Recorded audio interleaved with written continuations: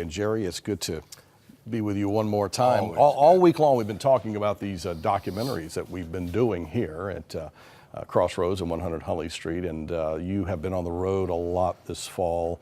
And we've unpacked the last couple of days, 2 of those docs. There's a 3rd doc you're doing on shooters and teen violence and gangs. And you spent some time in Los Angeles, and oh my, the things you saw and the things you were able to record. We're going to have some footage here in just a second, but just give us some context. Well, there's 1,100 gangs in Los Angeles, 120,000 gang members. And the phenomenon of the cartels is literally in all the major cities, not only of California, but across the country. Obviously, Colorado, Washington legalizing marijuana medicinally and recreationally has changed all the dynamics. And as we mentioned yesterday, OxyContin has caused a demand for heroin. Well, along the journey, we met a young man who didn't get in the gangs. In fact, he collected pop cans to go to the university, kept telling his mom and dad, I don't want to do that. But one day he was on the wrong street, and a gang member came by, they shot him 3 times. This is his sister, recreating the story with his mom and dad. Let's take a look at this clip on our recent doc, or from our recent doc on teen violence. The Martinez family grew up in this area. They never got involved with gangs. They never thought they would see any trouble. My sister walks in and she's like, hey, your brother's in the hospital. I was like, oh my God, what did he do? And I was thinking maybe he got in a fight, maybe they stabbed him. I didn't think anything crazy like that. When they told me that they had him in surgery, that's when I panicked. Que fuera a pasar así de que nos dijeran, no, su hijo falleció, su hijo está entre la vida y la muerte. It was like at 5 in the afternoon, it was at daylight, that a truck pulled in and just started shooting. And I guess the 3 shots that they gave went all to my brother. He got shot twice in his back. And then the one that killed him was in his head.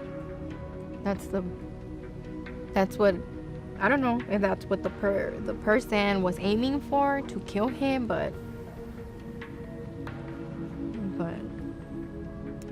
the one that went through his head, that's what killed him. Esteban had just graduated from high school. He wasn't in a gang. He was just one of many kids in our country, finding himself in the wrong place at the wrong time. If Esteban's killer was listening, what would you say to him? Like, why?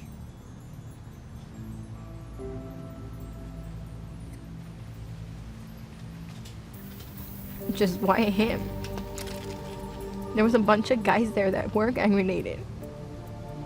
And he wasn't. So why him? And do this to normal kids. And I don't know why. Like, they don't know what life they took. They don't know how much that life meant to us. Nothing makes you feel better. And when they tell you to be strong, you can't be strong. There's nothing. The only thing that I think makes me feel better is knowing that he knew that I loved him.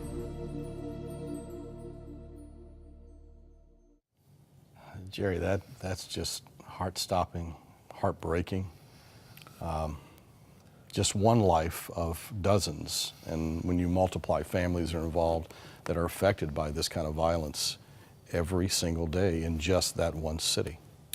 Well, Canada with its gun control has prevented what is an epidemic in the United States.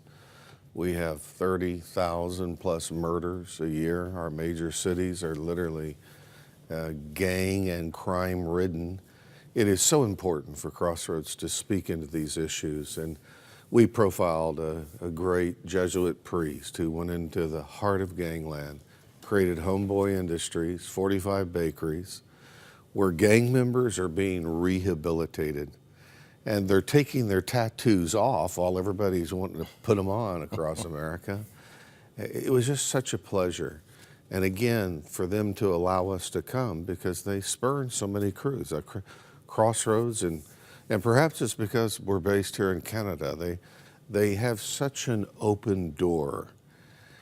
We have all kinds of outlets, stations, networks that want this content. Am I correct? Oh man, it's just amazing when these docs get done. They can be syndicated as television specials. They can be put in various TV shows of our U.S. programming that we're planning. They can be used up in Huntley Street. CTS, yeah. And ultimately, they'll be packaged in. Would a youth group benefit with a youth pastor exploring the anatomy of violence? Or a small home group? We're envisioning really the distribution of this all over the world. We live in a real world where things cost real dollars. Sure do. And we are doing multiplied documentaries because there is such a desire to get this content out. There's an audience for that. And we tie it all at the end and throughout with a biblical worldview of who Jesus Christ is and how he can transform a life.